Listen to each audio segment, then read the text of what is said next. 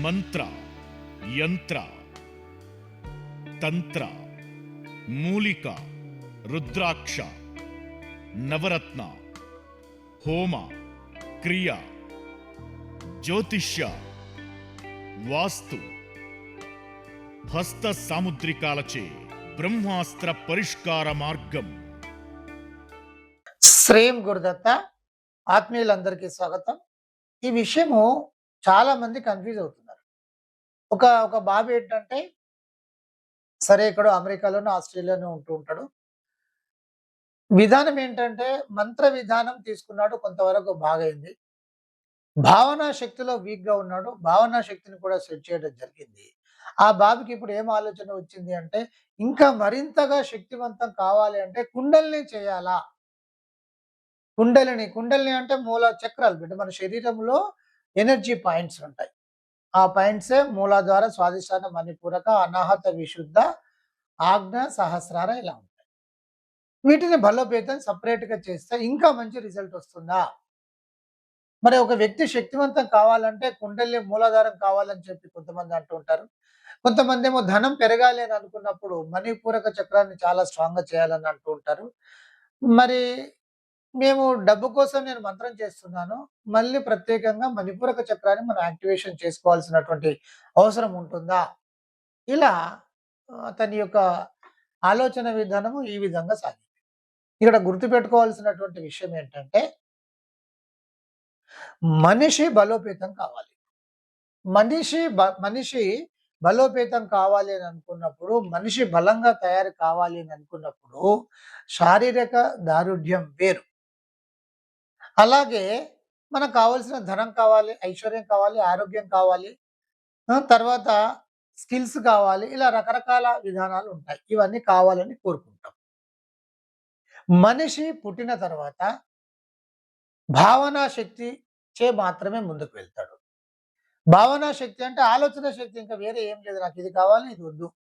So ఇది చదువుకోవాలి, ఇది నాకు ఇష్టము, ఇది ఇష్టము, ఇలా ఏదో కావాల్సిన దాన్ని పట్టుకునేటువంటి ప్రయత్నం చేస్తూ ఉంటాడు. అంటే ముందుకు వెళ్ళేటువంటి క్రమములో ఒక వ్యక్తి తన యొక్క ఆలోచన శక్తిని, మేధశక్తిని ఉపయోగిస్తూ ముందుకు వెళ్తూ ఉంటాడు. ఈ మేధస్సును ఉపయోగించుకుంటూ శక్తివంతంగా ముందుకు వెళ్ళేటువంటి విధానమే భావనా శక్తి. మేధస్సును సరిగ్గా ఉపయోగించకుండా ముందుకు వెళ్ళేటువంటి వ్యక్తి వీక్ అయిపోతా ఉంటాడు. ఇక్కడ మీ యొక్క శక్తి ఎక్కడుంది అంటే మీలోనే ఉంది. మీలో ఎక్కడ ఉంది అంటే మీ మెదడులోనే ఉంది వాస్తవంగా. మీ శక్తి ఎక్కడుంది? మీ మెదడే. ఈ మెదడే సహస్రార చక్రము. ఇదే దైవము. సహస్రార చక్రంలో అంటే శ్రీచక్రము. సహస్రార చక్రమే శ్రీచక్రం. శ్రీచక్రంలోనే శివుడు, అమ్మవారు ఉంటుంది. శ్రీచక్రంలో ఉండేది లలితా స్వరూపము. మీకు ఏ అమ్మవారి యొక్క స్వరూపమైనా కూడా లలితా స్వరూపము. తర్వాత కాళీ స్వరూపం కూడా లలితా స్వరూపమే. అమ్మవారి యొక్క శక్తి ఒకటే, ఆమె రకరకాలుగా వ్యక్తమైంది బయటికి. ఇక్కడ మీరు భద్రకాళి టెంపుల్‌లో చూసుకోండి, శ్రీచక్రానికి పూజ ఉంటుంది. తర్వాత కామాక్షి అనుకున్నప్పుడు శ్రీచక్రానికి పూజ ఉంటుంది. అలాగే మీరు ఏ దేవి, ఇక్కడ బ్రహ్మరాంబిక కావచ్చు, ఇక్కడ మీరు అంటే మీనాక్షి అమ్మవారు కావచ్చు, బెజవాడ కనకదుర్గమ్మ కావచ్చు, ఏ అమ్మవారి యొక్క టెంపుల్‌లో చూసుకున్నా కూడా శ్రీచక్ర విధానమే పెట్టబడుతుంది. అంటే అందరూ ఒకటే అని అర్థం. రకరకాల వ్యక్తీకరణ జరిగింది. రకరకాల సమస్యలను నిర్మూలన చేయడానికి రకరకాలుగా తానే అవతరించింది. ఇది గుర్తుపెట్టుకోవాలి. శ్రీచక్రం ఎక్కడ ఉంది అంటే మీలోనే ఉంది. మీలో ఎక్కడ ఉంది అంటే మీ మెదడులోనే ఉంది. మీ మెదడులో ఎక్కడ ఉంది అంటే మీ మెదడే శ్రీచక్రం. మీ మెదడే శ్రీచక్రం. ఎవరు ఆలోచన చేస్తున్నారంటే మీరు ఆలోచన చేస్తున్నారు. మెదడు ఆలోచన చేయదు. మీరు ఆలోచన చేస్తారు. ఆలోచన విధానం అంతా కూడా మెదడులో రావడం జరుగుతూ ఉంటుంది. మీరు సంకల్పం చేసుకుంటేనే అది జరుగుతుంది. సో ఎప్పుడైతే ఆలోచనలు రావడం మొదలవుతుందో అవి కోరికగా మారి, బలంగా సంకల్పంగా మారి ముందుకు వెళ్ళడం జరుగుతూ ఉంటుంది. బలమైనటువంటి కోరికలు నెరవేరడం జరుగుతూ ఉంటుంది. అందుకే ఇక్కడ ఆలోచనలను జీరో గనక చేసుకున్నట్టయితే జీవి అనేటువంటిది ఉండదు. అదే ముక్తి. ఆలోచనలను పుట్టించడం మీ చేతిలో ఉంటుంది. జీరో చేసుకోవడము మీ చేతిలోనే ఉంటుంది. ఆలోచనలను అంటే బలంగా తయారు చేసి, వాటిని ముందుకు తీసుకువెళ్ళి, సాకారం చేసుకునేటువంటి విధానం కూడా మీ భావనా శక్తిలో ఉంటుంది. అంతా మీ దగ్గర ఉంటుంది. మీ చేతిలో ఉంటుంది. ఉపయోగించుకోవడం తెలీదు. ప్రతి వ్యక్తి ఆబాల, గోపాలం ఎవరైనా సరే, ప్రతి వ్యక్తి కూడా ముందుగా ఉపయోగించుకునేది భావనా శక్తి.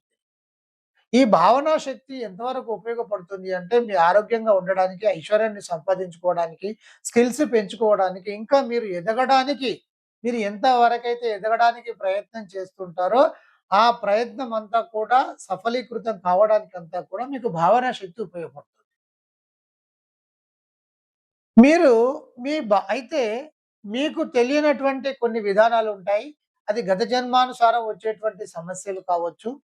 లేదా కుట్రలు, కుతంత్రాలు కావచ్చు. ఎదగనీయకుండా చేసేటువంటి ప్రతి దానిలోని ఈ విధానం ఉంటుంది. ప్రతి ఫీల్డ్‌లోనూ ఉంటుంది. అనేకమైనటువంటి అడ్డంకులు వస్తూ ఉంటాయి. మీకు కనిపించిన వాటిని మాత్రమే మీరు మీ భావనా శక్తిని ఉపయోగిస్తూ తొలగించుకుంటూ వెళ్తారు. కనిపించకుండా కొట్టేటువంటి మీరేమి చేయలేరు. మీ వల్ల మన చేతిలో ఉండదు. ఇది తెలుసుకోవాలి.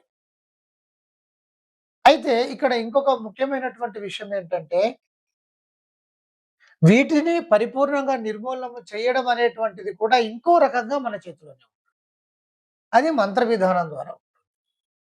మంత్ర విధానం ద్వారా దైవశక్తిని మనం తీసుకొని, ఆ శక్తిచే గుర్తుపెట్టుకోండి. మంత్ర విధానం ద్వారా దైవశక్తిని మనము తీసుకొని, దానిని కదిలించి, మన కనిపించినటువంటి సమస్యలను ఆపుకుంటూ ముందుకు తీసుకెళ్ళే విధానం కూడా మంత్ర విధానం. అది కూడా మన చేతిలోనే ఉంటుంది, గుర్తుపెట్టుకోండి.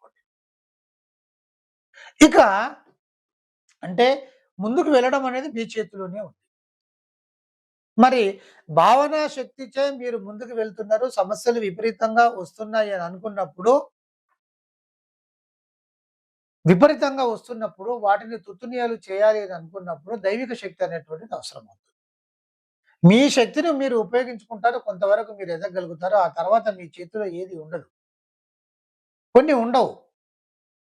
కొన్ని ప్రకృతి చేతిలోనే ఉంటాయి. మరి కొన్ని దైవిక శక్తి విధానంలో ఉంటుంది. వీటి ద్వారా వాటిని మనం రూపుమాపాలి. అలా రూపుమాపుతూ ముందుకు వెళ్ళాలి. ఇక్కడ గుర్తుంచుకోవాల్సినటువంటి విషయం ఏందంటే, మీరు ఐశ్వర్యం కావాలని మీరు అనుకుంటున్నారు. ఐశ్వర్యం కావడానికి అంటే ఐశ్వర్యవంతంగా మీరు తయారు కావడానికి శతవిధాలుగా ప్రయత్నం చేస్తున్నారు. మీరు ముందుకు వెళ్తున్నారు. అనుకున్నప్పుడు మీకు ఐశ్వర్యం వస్తుంది. అనుకున్నప్పుడు మీరు బలోపేతం అవుతున్నారు.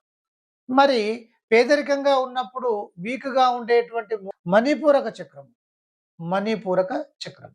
మూలాధార చక్రం ఏంటంటే, అది బలంగా ఉన్నప్పుడు మీకు సిద్ధిని, బుద్ధిని, ఒక డిసిషన్ మేకింగ్‌ని, ఒక శక్తివంతంగా మీరు కదిలేటువంటి విధానంగా అది ఉంటుంది.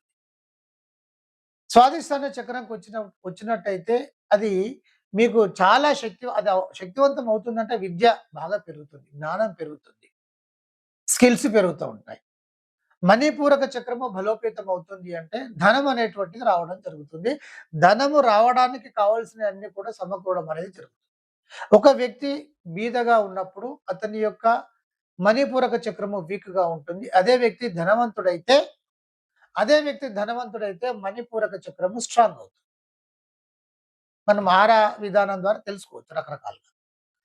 మరి అంటే బీదగా ఉండేటువంటి ఆ వ్యక్తి ఎలాంటి మంత్ర విధానాన్ని ఉపయోగించలేదు. ఎలాంటి కుండలిని శక్తిని కూడా ఉపయోగించలేదు. అతడు ఉపయోగించుకున్నది మాత్రం భావనా శక్తి. నేను సంపాదించాలి, నేను ఎదగాలి అనుకున్నాడు. ఎదిగేటువంటి ప్రయత్నంలో ఎదిగాడు. ఒక గొప్ప స్థితిని పొందాడు. మరి పూర్వము అతడు బీదగా ఉన్నప్పుడు మణిపూరక చక్ర స్కానింగ్‌లో మణిపూరక చక్రం వీక్‌గా ఉంటుంది. మరి ఇక్కడ ధనవంతుడైన తర్వాత స్ట్రాంగ్ అయింది.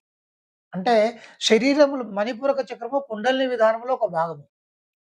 మరి ఈ కుండలిని విధానంలో భాగంగా ఉండేటువంటి మణిపూరక చక్రాన్ని ఇతడు మంత్రశక్తి చేత కానీ, లేకపోతే కుండలిని విధానం ద్వారా గాని బలోపేతం చేయలేదు. కానీ అది బలపడింది. ఎలా బలపడింది? భావనా శక్తిచే బలపడింది. అంటే ఒక వ్యక్తి బలంగా తయారు కావాలి అని అనుకున్నప్పుడు అతడి యొక్క ఆలోచన విధానము ఉంటుంది. అతడి యొక్క మంత్ర విధానము ఉంటుంది. అతడి యొక్క కుండలిని విధానం కూడా ఉంటుంది. ఒక వ్యక్తి శక్తివంతంగా మీరు ముందుకు వెళ్ళాలి అని అనుకున్నప్పుడు, భావనా శక్తిని విపరీతంగా ఉపయోగించుకొని తీరాలి. ఆలోచన శక్తిని విపరీతంగా చాలా పెద్ద స్థాయిలో ఆలోచన చేస్తూ, పెద్ద అవకాశాలను కావాలని కోరుకుంటూ, అవి సాధించేటువంటి దిశగా విపరీతంగా ప్రయత్నం చేయాలి. దీనిని మన కర్మ అంటారు. ప్రారబ్ధ కర్మ. ప్రెజెంట్ టెన్స్‌లో మనం చేసేది. గత జన్మలో చేసిందే జీవితం కాదు. ఈ జన్మలో కూడా మనం చేస్తాము. గత జన్మ సరిగ్గా లేకపోతే ఈ జన్మలో చేసుకోవాలి. పుణ్య ఫలాలు గాదు. దానం చేసుకుంటూ వెళ్తే మీరు ధనవంతులవుతారా? ఇప్పుడు మీరు ఒక ధనవంతుడున్నాడు. అతడు ధనాన్ని పెంచుకోవడానికి ఏ ప్రయత్నం చేయట్లేదు. ధనం ఉన్నది కనుక అతడేం చేస్తున్నాడు? పంచుతున్నాడు. అతడు కోల్పోతాడు రాను రాను. ఎందుకు? ఎందుకు అంటే అతడు పంచుతున్నాడు. పెంచుకోవడానికి ప్రయత్నం చేయట్లేదు. పెంచుకోవడానికి ప్రయత్నం చేస్తూ పంచితే ఇంకా పెరుగుతుంది. ధనాన్ని మీరు ఖర్చు పెడుతూ ధనం కోసం విపరీతంగా ధనం కావాలని మీరు ప్రయత్నం చేస్తే ధనం విపరీతంగా వస్తుంది. అలా కాకుండా మీరు పంచకుండా ధనమే కావాలని చెప్పేసి మీరు విపరీతంగా ప్రయత్నం చేస్తూ ఉంటే, మీకు ఈ పంచితే వచ్చేది మీకు రాదు కానీ మీకు ధనమైతే వస్తుంది. ఈ ధనం అనేటువంటిది ఏది కోరుకోకుండా పంచుకుంటూ వెళ్ళిపోయారనుకోండి, మీ కోరిక ఇక్కడ నిర్మాణం జరగట్లేదు కనుక మీ నిర్మాణమయ్యేటువంటి కోరిక అంతా కూడా పోవడానికే ఉంది కనుక అది వెళ్ళిపోతా ఉంది. బీదసుడు ఖచ్చితంగా అవుతారు. అంటే ఇక్కడ ఈ పంచడం వల్ల వచ్చేటువంటి పుణ్య ఫలము మీకు ఆ కోరిక లేదు కనుక ఇది ఇంకొక వైపు మిమ్మల్ని బలోపేతం చేయడానికి ఉపయోగపడుతుంది. అది జ్ఞానం వైపు కావచ్చు, మోక్షం వైపు కావచ్చు, ఇంకొక ఇతరత్ర ఎక్స్, వై, జెడ్ ఏదైనా కూడా. ఇక్కడ మనం గ్రహించాల్సింది ఏమిటంటే భావనా శక్తి ఖచ్చితంగా తీసుకోవాలి. భావనా శక్తి అంటే only it's not law of attraction. Money మంత్ర క్లాసెసే కాదు. షార్ట్ గుర్తుపెట్టుకోండి. ఒక మనీ మంత్ర క్లాసెస్ అది మిమ్మల్ని మీ ఆలోచన విధానాన్ని విపరీతంగా మారుస్తుంది. మంచిది. గుడ్. పాజిటివ్ విధంగా తీసుకెళ్తుంది. అలా తీసుకెళ్ళాలి. కానీ పట్టుకోవడము, ముందుకు వెళ్ళడము, మీ మానసిక విధానములో ఎన్ని జరుగుతున్నాయి వాటిని అన్నిటిని కూడా అనవసరమైనటువంటి వాటిని నిర్మూలన చేస్తూ ముందుకు వెళ్ళి కావాల్సిన దాన్ని ఉడిసి పట్టుకునేటువంటి విధానము న్యూరో కాగ్నిటివ్ సిస్టమ్ అనే ఒక కోర్స్ ఉంటుంది. ఒక అద్భుతమైనటువంటి విధానం. నేను చెప్తా ఉంటాను. దాన్ని మీరు ఖచ్చితంగా తీసుకోవాలి. దాన్ని పట్టుకోవాలని. అర్థమయ్యేటువంటి వారు తీసుకుంటారు. అర్థం కాని వారు వదిలేస్తారు. ఇక్కడ నేను దీన్ని గట్టిగా ఎందుకు చెప్తున్నాను అంటే భావన శక్తి ముఖ్యము. ప్రారబ్ధ కర్మ చేయడానికి అది అవసరము. సమయం వెచ్చిస్తున్నారు ఒక పని పైన. ఒక సమయాన్ని వెచ్చిస్తున్నారు, కష్టపడుతున్నారు. మీరు టెక్నికల్‌గా, సిస్టమేటిక్‌గా 100% రిజల్ట్ వచ్చేటువంటి విధమైనటువంటి ప్యాటర్న్స్ పట్టుకొని వెళ్తే అది సక్సెస్ అవుతుంది. లేకపోతే ఏమవుతుంది? ఈ విధానం మస్తిష్కంలో కరెక్ట్‌గా లేకపోయినప్పుడు అది ఏదైనా కావచ్చు. దానివల్ల ఎవరికి నష్టం జరుగుతుందంటే మీకే నష్టం. ఎందుకు? సమయం వృధా అవుతుంది. మీరు ఫోకస్ పెట్టారు, ముందుకు వెళ్తున్నారు, రిజల్ట్ రావట్లేదు. కనుక భావనా శక్తి చాలా ముఖ్యం. భావనా శక్తిని ముందుకు వెళ్ళి ఒకానొక స్టేజ్‌కి తీసుకువెళ్ళినప్పటికీ కూడా కొన్ని సమస్యలు మనల్ని అతలాకుతలం చేస్తాయి.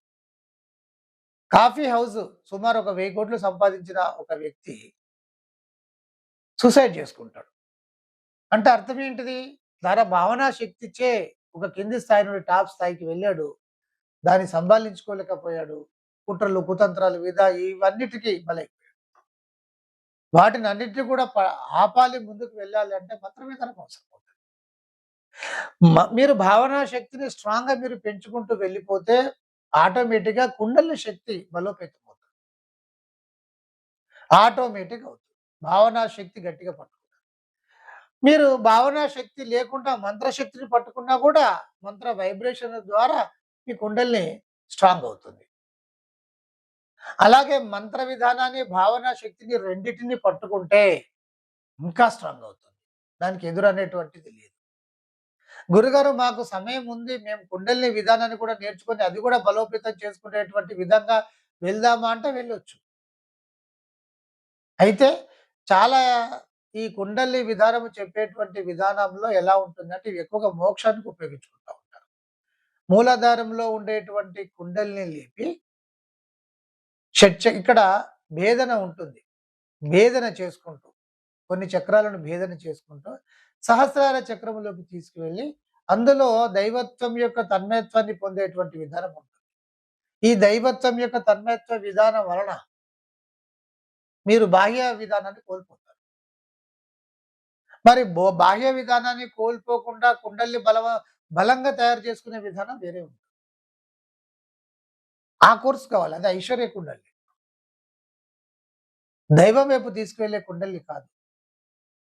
భావన శక్తిలో కూడా ఏది దైవం వైపు వెళ్ళొచ్చు. అంటే నిరాసక్తత. ఏముందిలే ఇదంతా. అంతే 4 రోజులు ఉండి వెళ్ళిపోతాం కదా! దానికోసం ఇంత ఆరాటం, పోరాటాలు ఇవన్నీ అవసరమా? అనే ఒక విరక్తి భావన మీరు పెట్టుకోగలిగితే అది ఖచ్చితంగా ఏమవుతుంది? అది దైవత్వం వైపు తీసుకెళ్తుంది. అప్పుడు మీకు ఈ విరక్తి భావన ఏదైతే ఉంటుందో అప్పుడు మీకు పై చక్రాలు అంటే ఆజ్ఞా చక్రము, విశుద్ధ, ఆజ్ఞ, సహస్రార చక్రాలు, దైవిక చక్రాలు బలోపేతమవుతాయి. అవి బలోపేతం అవుతున్నాయి అని అనుకున్నప్పుడు మీ దృష్టి అంతా కూడా వాటిపైన ఉంటుంది కాబట్టి మీరు ఐశ్వర్యం వైపు ఉండదు కనుక ఇవి క్రమంగా తగ్గుముఖం పట్టడం అనేది జరుగుతుంది. ఇది మీ భావన. మంత్ర విధానం కూడా భగవంతుడా మీరే కావాలి, ఇదంతా ఏం అవసరం లేదు అనేటువంటి ఆ మంత్ర విధానాన్ని పట్టుకొని మీరు చేసుకుంటూ వెళ్ళిపోయినా కూడా ఇలాగే జరుగుతుంది. కుండలిని విధానములు అలాగే ఉన్నాయి చాలా. కానీ మీకు ఏమి కావాలి అనేటువంటి విధానంగా నీ భావన శక్తి ఉండాలి, నీ మంత్రశక్తి ఉండాలి, నీ కుండలి శక్తి చేసుకోగలిగితే ఉండాలి. ఇవి 3 ఒకే రకంగా మీరు చేసుకునేటువంటి విధానాన్ని అవలంబిస్తే మీరు అల్టిమేట్. మీరు అసాధ్యులే. ఎక్కువగా మంత్రము, భావన ఒక టాప్‌లోకి అద్భుతంగా వెళ్ళి ఏ సమస్య లేకుండా జీవిస్తారు. కుండలిని కూడా చేసుకుంటూ వెళ్తే సమయాన్ని మనం వీటికే కేటాయించగలిగితే ఒక అద్భుతాలు కూడా ఆవిష్కారం జరుగుతాయి. అది ఐశ్వర్య కుండలి. లేదు గురుగారు ఏదైనా ఒకటే చేసుకోవచ్చు అంటే ఐశ్వర్య కుండలి చేసుకోవచ్చు. మంత్ర విధానమే చేసుకోవచ్చు. కానీ ఫిజికల్‌గా మీకు కావాలనుకున్నప్పుడు భావన శక్తి ఏ విధానంలో అయినా కూడా అవసరం అవుతుంది. అందుకే భావన శక్తిని గట్టిగా పట్టుకోవాలి. అందరికీ బ్లెస్సింగ్స్. మంత్ర, యంత్ర, తంత్ర, మూలిక, రుద్రాక్ష, నవరత్న, హోమ, క్రియ, జ్యోతిష్య, వాస్తు, హస్త సాముద్రికాలచే బ్రహ్మాస్త్ర పరిష్కార మార్గం